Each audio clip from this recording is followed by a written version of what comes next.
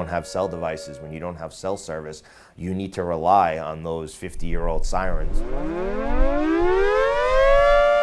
I think they're critical. That's Congressman Anthony D'Esposito responding to our Scripps News investigation that found outdoor warning sirens failing in communities across the country. It's got to be concerning. Yeah, I mean, it's concerning. D'Esposito leads a subcommittee in Congress that oversees national emergency preparedness. There are many communities throughout this nation that I'm sure depend on the old school notification sirens. As I've seen firsthand, that at one point could be your only source of notification. Our Scripps News investigation identified 24 incidents since 2019 when sirens didn't go off during testing, or worse, in severe weather. The tornado has just gone all the way to the ground now. We even saw sirens located in the heart of Oklahoma's Tornado Alley that are now too antiquated to function properly. How old is the siren that we're looking at? That was put in about 1973. In Hennessy, Oklahoma, the town had to come up with a makeshift fix to get the sirens to still work with obsolete copper wiring. Well, should we go for it? Sure.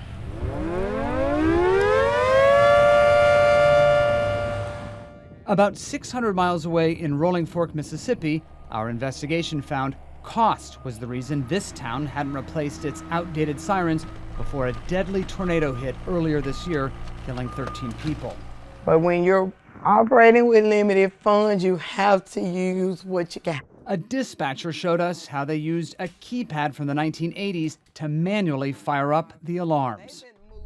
Rolling Fork's 2 sirens didn't go off right away the night the tornado tore through this town, if they went off at all. D'Esposito says stories like that are frustrating because there are federal grants available to help rural communities get new automated siren systems. But many towns across the U.S. may simply not know about them. They don't have the time or the resources to hunt down these grants and say, all right, how do we write these? What are the benchmarks that we need to meet? We're going to look at this in an aggressive manner and make sure that we get the information out.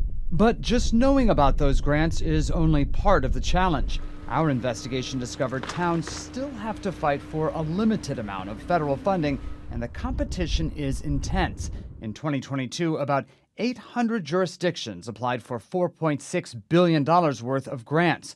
That was twice as much as the $2.3 billion available. There are still other hurdles. Our investigation also found there are no national guidelines for how sirens should be installed, maintained, tested, and replaced. That's despite long-standing calls from the Commerce Department's National Institute of Standards and Technology for the development of national codes and standards for outdoor sirens. Should there be national standards for sirens so that communities know how to use them and so that people know how to recognize them when they go off? Listen, I don't see a problem with standardization of the sirens. It would also avoid the situations that so many communities face where they say, oh man, this thing doesn't even work. FEMA declined to make someone available to talk to us about national standards, but in a written statement, they seem to place responsibility largely on local communities. Each community and their needs can be different, they wrote, and local officials there help determine what their risks are and ways to help. D'Esposito tells us his subcommittee has been planning a top-to-bottom review of FEMA. Maybe not an overhaul, but more of a check-in.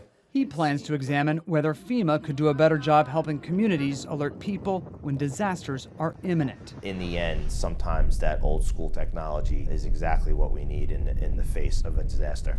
Sounds like something you're going to be working on. Absolutely. Patrick Terpstra, Scripps News, Washington.